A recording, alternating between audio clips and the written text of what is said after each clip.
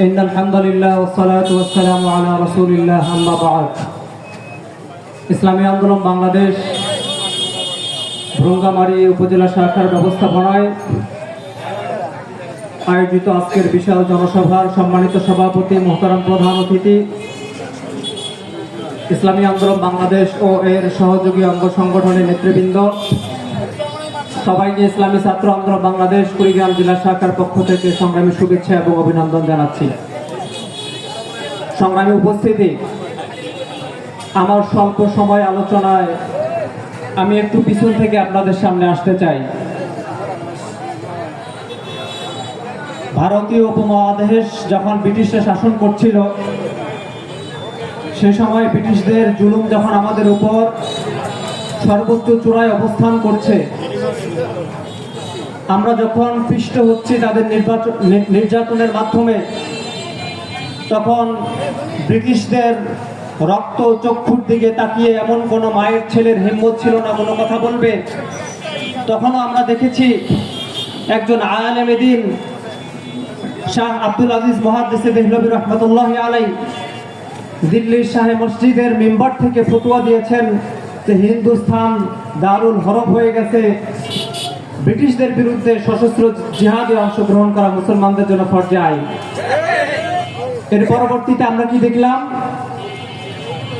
তার এই ঘোষণার ফলশ্রুতিতে ব্রিটিশ খেদাও আন্দোলন শুরু হলো, দেওবন্দ প্রতিষ্ঠা হলো। এরপরে দ্বিজাতি তত্ত্বের ভিত্তিতে আমরা দুইটা ভূখণ্ড পেলাম, পূর্ব পাকিস্তান এবং পশ্চিম পাকিস্তান। পশ্চিম পাকিস্তানিরা আমাদের পূর্ব পাকিস্তানিদের উপর তারা বৈষম্য শুরু করলো, আমাদের অধিকারকে তারা বাস্তবায়ন করে নাই, বরং আমাদের উপর জুলুম করেছে। সেই সময়েও বাংলাদেশ নামক স্বাধীন ভূখণ্ড সৃষ্টির পিছনে একজন আলেম এই বাঙালি জাতির সামনে থেকে নেতৃত্ব দিয়েছেন, তিনি হচ্ছেন মাওলানা আব্দুল হামিদ খান ভাসানী। কথা ঠিক কিনা?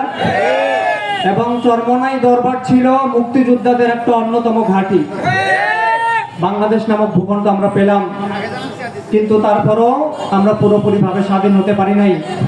আমরা ভালো ছিলাম না, এজন্য 24-এ এসে আমাদের আবার রক্ত দিতে হয়েছে।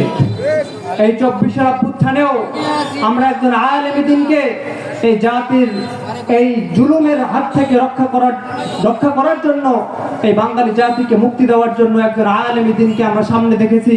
তিনি হচ্ছেন আমাদের শায়েখে চরমনাই হাফিজাহুল্লাহ। কথা ঠিক কিনা? তাহলে পিছন থেকে আসেন, ভারতীয় উপমহাদেশকে মুক্ত করার পিছনে একজন আলেমে দ্বীনের অবদান।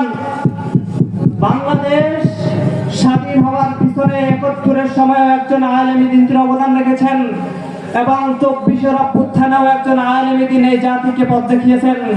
যারা ইসলাম এবং মুসলমানদেরকে দমিয়ে রাখতে চায়, আমি স্পষ্ট ভাষায় বলতে চাই, আমরা খোঁজ নিয়ে দেখতেছি যেরকম ভাবে প্রতিটা গ্রামে গঞ্জে পাড়ায় মহল্লায় হাত পাকার পক্ষে যেরকম বাদ ভাঙা জোয়ারের মতো মানুষের যেরকম ইসলামী আন্দোলনের পিছনে তারা ছায়া তলে আসা শুরু করছে, আপনারা যত ষড়যন্ত্রই করেন না কেন, হাত পাকার বিজয়কে আপনারা ঠেকাইতে পারবেন না ইনশাআল্লাহ।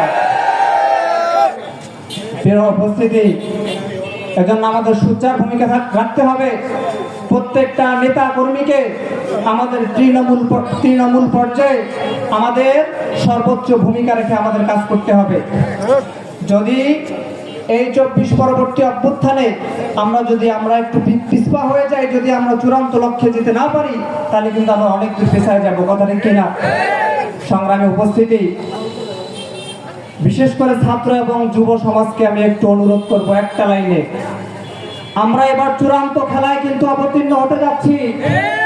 এজন্য ছাত্র শক্তি, যুব শক্তিকে কাফনের কাফন কিনে তাদেরকে রেডি করতে হবে।